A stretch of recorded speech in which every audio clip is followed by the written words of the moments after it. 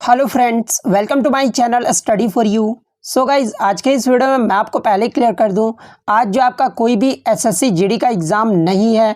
बस मैं ये वीडियो उन बच्चों के लिए लेकर आया हूं जिनका आगे आने वाले शिफ्टों में जो है जीडी का पेपर होने वाला है।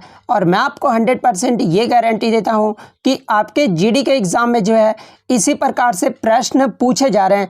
तो जिन भी कैंडिडेट्स का आगे आने वाले शिफ्टों में जीडी का पेपर होने वाला है वो इस वीडियो को जो है लास्ट तक जरूर देखेगा। और आपसे रिक्वेस्ट करता हूं, अभी तक आपने मेरे चैनल को अगर सब्सक्राइब नहीं किया है तो एसएससी जीडी का रियल एनालिसिस पाने के लिए जो है चैनल को सब्सक्राइब ज़रूर कर दीजिएगा।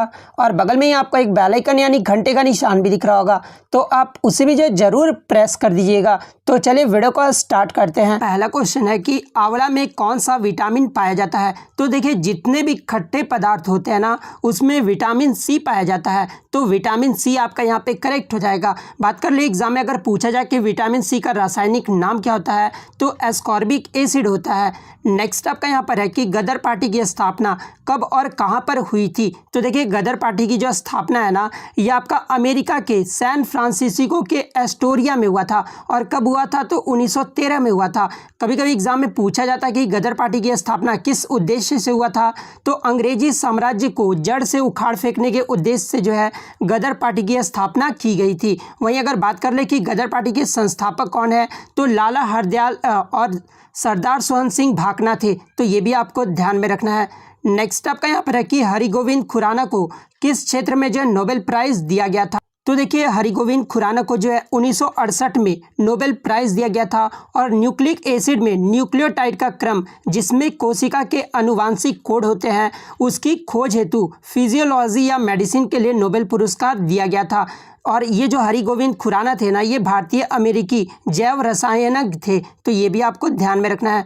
नेक्स्ट आपका यहाँ पर है कि एनईएक कंप्यूटर का फुल फॉर्म क्या होता है। तो देखिए, एनईएक कंप्यूटर का जो फुल फॉर्म होता है ना ये electronic numerical integrator and computer होता है, तो ये फुल फॉर्म आपका करेक्ट हो जाएगा। मैं आपको बता दूं कि आपके एग्जाम में जो है 2 कंप्यूटर से प्रश्न पूछे जा रहे हैं। उसके बाद यहाँ से एक प्रश्न और पूछा जाता है आपके एग्जाम में, एनईएक मशीन का अनावरण किस विश्वविद्यालय में किया गया था और कब किया गया था। तो देखिए, एनईएक मशीन का जो अनावरण है ना ये 14 फरवरी 1946 को पेंसिल्वेनिया विश्वविद्यालय में किया गया था, तो ये भी आपको ध्यान में रखना है। नेक्स्ट आपका यहाँ पर है कि नागालैंड को राज्य का दर्जा ये जो है कब दिया गया था। तो देखिए, नागालैंड को राज्य का जो दर्जा है ना ये 1 दिसंबर 1963 को दिया गया था, तो 1 दिसंबर 1963 आपका करेक्ट हो जाएगा। और ये भारतीय संघ का 16वां राज्य बना था, तो ये भी आपको ध्यान में रखना है। और यहाँ से एक एग्जाम में ये भी प्रश्न पूछा जाता है कि नागालैंड को राज्य का दर्जा किस संविधान संशोधन के द्वारा दिया गया था। तो ये 13वां संविधान संशोधन जो कि 1962 में हुआ था, इसके अंतर्गत नागालैंड के संबंध में जो है विशेष प्रावधान अपनाकर उसे एक राज्य का दर्जा दे दिया गया था, तो ये भी आपको ध्यान में रखना है।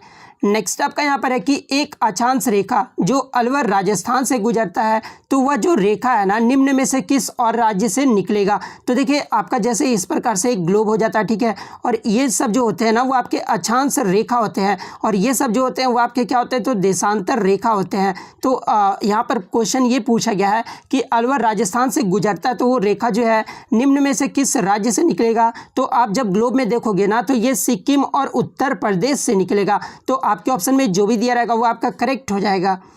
नेक्स्ट आपका यहाँ पर है कि वसा का अधिकांश पाचन ये जो है कहाँ पर होता है, यानी most of the fat digestion occurs in. तो वसा का जो अधिकांश पाचन है ना ये आपका छोटी आंत यानी स्मॉल इंटेस्टाइन में होता है, तो छोटी आंत आपका यहाँ पे करेक्ट हो जाएगा। नेक्स्ट आपका यहाँ पर है कि राजा नरसिम्ह देव प्रथम ने जो है किस मंदिर का निर्माण करवाया था। तो देखिए, राजा नरसिम्ह देव प्रथम के द्वारा जो है ये कोणार्क का सूर्य मंदिर का निर्माण करवाया गया था। और कोणार्क का सूर्य मंदिर ये जो है कहाँ पर है तो ये आपका उड़ीसा के पुरी में है, तो ये भी आपको ध्यान में रखना है। कभी कभी एग्जामिनर क्या पूछता है कि क्वेश्चन घुमा देता है। जैसे एग्जामिनर क्या करेगा, आपसे पूछ दिया जाएगा कि कोणार्क के सूर्य मंदिर का निर्माण किसने करवाया था, तो राजा नरसिम्ह देव प्रथम के द्वारा जो है कोणार्क के सूर्य मंदिर का निर्माण करवाया गया था। एग्जाम में ये भी प्रश्न पूछा गया आपका कि कोणार्क के सूर्य मंदिर को यूनेस्को के विश्व विरासत धरोहर में कब मान्यता दिया गया था। तो ये 1984 में दिया गया था। और ये किस भगवान को समर्पित है, तो ये सूर्य भगवान को समर्पित है, तो ये भी आपको ध्यान में रखना है। नेक्स्ट आपका यहाँ पर है कि कौन सा नेशनल पार्क यूनेस्को की विश्व विरासत सूची में शामिल है। तो देखिए आपके लिए मैं एक्सपेक्टेड क्वेश्चन करा रहा हूँ, इसलिए मैं आपको बता दूं कि निम्नलिखित नेशनल पार्क जो यूनेस्को के विश्व धरोहर सूची में शामिल है, एक तो आपका काजीरंगा नेशनल पार्क जो कि असम राज्य में है, इसे जो है विश्व विरासत सूची में शामिल किया गया है। उसके बाद मानस वाइल्ड लाइफ सेंचुरी जो कि असम में, इसे भी शामिल किया गया है। उसके बाद केवला नेशनल पार्क जो कि राजस्थान में है, इसे भी शामिल किया गया है। सुंदरबन नेशनल पार्क जो कि पश्चिम बंगाल में है, इसे भी जो विश्व धरोहर सूची में शामिल किया गया है। इसके अलावा आपके कौन कौन से हैं, तो Nanda Devi and valley of flowers national park जो कि आपका उत्तराखंड में, इसे भी शामिल किया गया है। उसके बाद आपका यहाँ पर कंचनजंगा नेशनल पार्क जो कि सिक्किम में है, इसे भी जो है शामिल किया गया है। Great Himalayan national park Himachal Pradesh में, इसे भी शामिल किया गया है। उसके बाद आपका काम्पेनर पवरगढ़ जो आर्कियोलॉजिकल पार्क है ना, जो कि गुजरात में है, इसे भी जो है विश्व धरोहर सूची में शामिल किया गया है। नेक्स्ट आपका यहाँ पर है कि फुलकारी कढ़ाई कला ये जो है कहाँ की प्रसिद्ध है। तो देखिए ये जो फुलकारी कढ़ाई कला है ना, ये आपका पंजाब का जो है प्रसिद्ध है, तो पंजाब आपका यहाँ पे करेक्ट हो जाएगा। एग्जाम में ये भी प्रश्न पूछा जाता है कि चिकन करी कला ये जो है कहाँ का प्रसिद्ध है, तो ये लखनऊ का प्रसिद्ध है। वहीं अगर कांथा कढ़ाई का पूछा जाए तो ये पश्चिम बंगाल और बिहार का प्रसिद्ध है।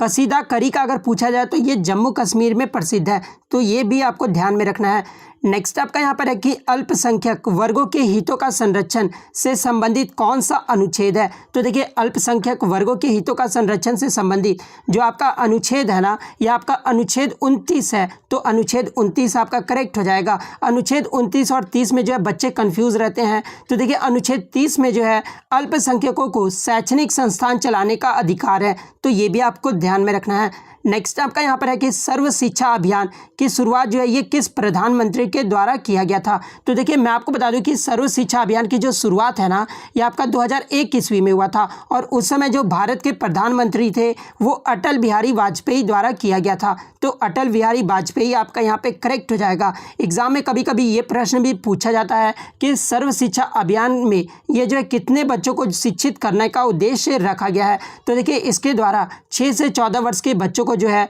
शिक्षित करना रखा गया इसका उद्देश्य। नेक्स्ट आपका यहाँ पर है कि संविधान के किस भाग को जो है भारतीय संविधान की आत्मा कहा गया है। तो देखिए संविधान के जो अनुच्छेद 32 है ना, इसे जो है भारतीय संविधान का आत्मा कहा जाता है, तो अनुच्छेद 32 आपका यहाँ पे करेक्ट हो जाएगा। कभी कभी एग्जाम में ये भी पूछा जाता है कि अनुच्छेद 32 को संविधान का हृदय और आत्मा किसने कहा था, तो ये डॉक्टर भीमराव अंबेडकर ने कहे थे। ठाकुर दास भार्गव ने जो प्रस्तावना को संविधान का आत्मा कहा था, तो ये भी आपको ध्यान में रखना है।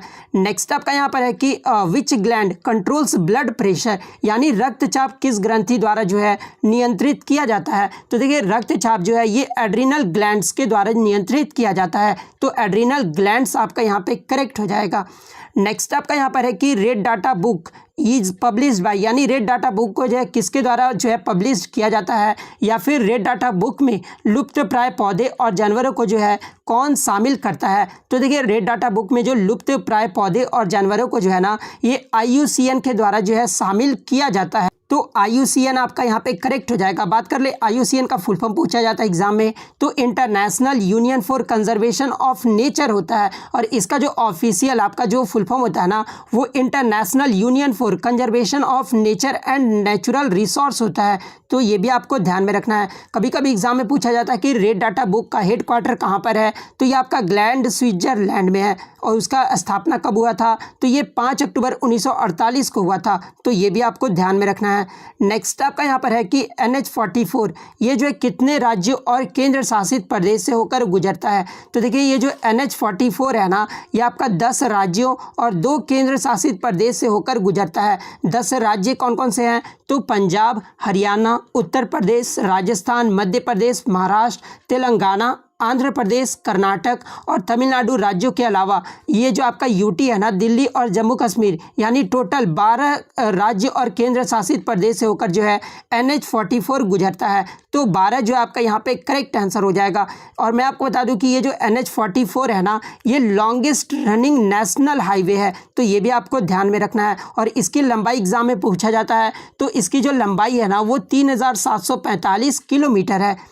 नेक्स्ट आपका यहाँ पर है कि first metal used by human, यानी मानव द्वारा जो है इस्तेमाल की जाने वाली पहली धातु कौन सी है। तो देखिए मानव द्वारा इस्तेमाल की जाने वाली जो पहली धातु है ना, ये कॉपर है, जिसका सिंबल क्या होता है, तो Cu होता है। तो कॉपर आपका यहाँ पे करेक्ट आंसर हो जाएगा।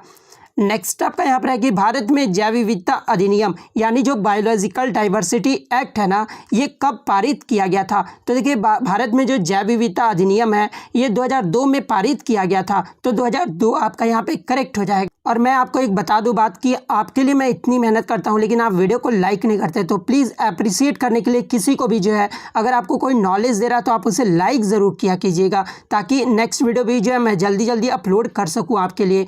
नेक्स्ट आपका यहाँ पर है कि सिक्किम और चीन को जोड़ने वाला दर्रा कौन सा है। तो देखिए सिक्किम और चीन को जोड़ने वाला जो दर्रा है ना, ये नाथुला दर्रा है। तो नाथुला दर्रा आपका यहाँ पे करेक्ट आंसर हो जाएगा। बात कर ले अरुणाचल प्रदेश और तिब्बत को कौन जोड़ता है, तो ये बमला पास दर्रा जो है जोड़ता है। तो ये भी आपको ध्यान में रखना है।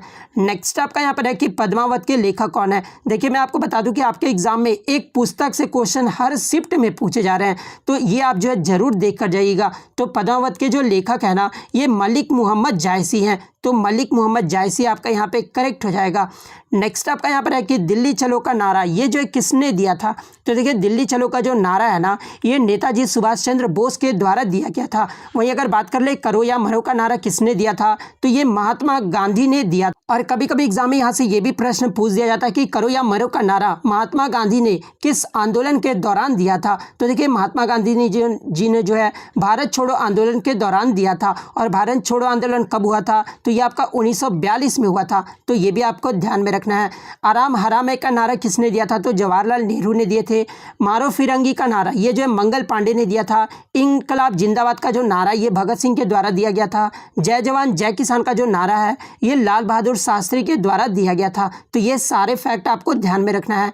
नेक्स्ट आपका यहाँ पर है कि हैदर अली कहाँ का शासक या फिर सुल्तान था। तो देखिए ये जो हैदर अली था ना, ये मैसूर का जो है सुल्तान था। मैसूर आपका यहाँ पे करेक्ट हो जाएगा। और इसका शासनकाल एग्जाम में पूछा जाता, तो इसका जो शासनकाल रहा था ना, वो 1761 से लेकर जो है 1782 तक रहा था। इसके उत्तरवर्ती यानी उत्तराधिकारी कौन थे, तो टीपू सुल्तान था। तो ये भी आपको ध्यान में रखना है। एग्जाम में यहाँ से एक प्रश्न और पूछा जाता है कि प्रथम आंग्ल मैसूर युद्ध ये जो है कब लड़ा गया था। तो देखिए प्रथम जो आंग्ल मैसूर युद्ध है ना, ये आपका 1767 में लड़ा गया था। और किनके मध्य, तो जनरल जोसेफ स्मिथ जो कि और हैदर अली के मध्य लड़ा गया था, जिसमें अंग्रेजों की हार हो गई थी। और इसी हार के कारण जो है मद्रास की संधि भी हुआ था। कब हुआ था, तो 1769 में हुआ था, यानी 1769 में हुआ था। नेक्स्ट आपका यहाँ पर है कि मानव शरीर की सबसे छोटी रक्त वाहिका कौन सी है। तो देखिए मानव शरीर की जो सबसे छोटी रक्त वाहिका है ना, ये आपका कैपिलरीज है, यानी केशिका है। तो कैपिलरीज आपका यहाँ पे करेक्ट हो जाएगा। नेक्स्ट आपका यहाँ पर है कि अंतर्राष्ट्रीय क्रिकेट में 500 छक्के लगाने वाले प्रथम बल्लेबाज कौन है। तो देखिए अंतर्राष्ट्रीय क्रिकेट में 500 छक्के लगाने वाले जो प्रथम बल्लेबाज बने हैं ना, ये क्रिस गेल बने हैं। और ये 1 मार्च 2019 को जो है ये 500 छक्के लगाकर पहला बल्लेबाज बन गए हैं। तो क्रिस गेल आपका यहाँ पे करेक्ट हो जाएगा। नेक्स्ट आपका यहाँ पर है कि अंतर्राष्ट्रीय योग दिवस ये जो है कब मनाया जाता है। तो देखिए प्रतिवर्ष अंतर्राष्ट्रीय योग दिवस जो है ये आपका 21 जून को मनाया जाता है। तो 21 जून आपका यहाँ पे करेक्ट हो जाएगा। पहली बार जो यह दिवस है ना, ये आपका 21 जून 2015 को मनाया गया था। और जिसकी पहल भारत के प्रधानमंत्री नरेंद्र मोदी ने 27 सितंबर 2014 को संयुक्त राष्ट्र महासभा में अपनी भाषण से किए थे। तो ये भी आपको ध्यान में रखना है। 5वां जो इंटरनेशनल योगा डे मनाया गया था वो आपका 2019 में मनाया गया था। और इसकी थीम क्या रही थी, तो योगा फॉर क्लाइमेट एक्शन। ये जो yoga day is yoga for climate action, इसका जो है थीम रहा था। वहीं अगर बात कर ले 2020 का योगा का थीम क्या रहा था, तो yoga for health, yoga at home, ये जो है 2020 का थीम रहा था। तो ये भी आपको ध्यान में रखना है। नेक्स्ट आपका यहाँ पर है कि सबसे चमकीला ग्रह कौन सा है। तो देखिए सबसे जो चमकीला ग्रह है ना, ये शुक्र ग्रह यानी वेनस ग्रह है। तो शुक्र ग्रह आपका यहाँ पे करेक्ट हो जाएगा। और इसी कारण से जो है हम इसे भोर का तारा भी कहते हैं। तो ये भी आपको ध्यान में रखना है। एग्जाम में अगर पूछा जाए कि भोर का तारा किसे कहा जाता है, तो ये आपका शुक्र ग्रह को कहा जाता है। नेक्स्ट आपका यहाँ पर है कि ओजोन दिवस ये जो है कब मनाया जाता है। तो देखिए प्रतिवर्ष ओजोन दिवस जो है ये 16 सितंबर को मनाया जाता है। तो 16 सितंबर आपका यहाँ पे करेक्ट हो जाएगा। और आपको कमेंट करके जवाब देना है दोस्तों कि 2020 में ओजोन दिवस की थीम क्या थी। ये जो आपको हर कैंडिडेट्स को जो है कमेंट्स करके ज़रूर जवाब देना है। तो मिलते हैं नेक्स्ट वीडियो में, तब तक थैंक यू ऑल।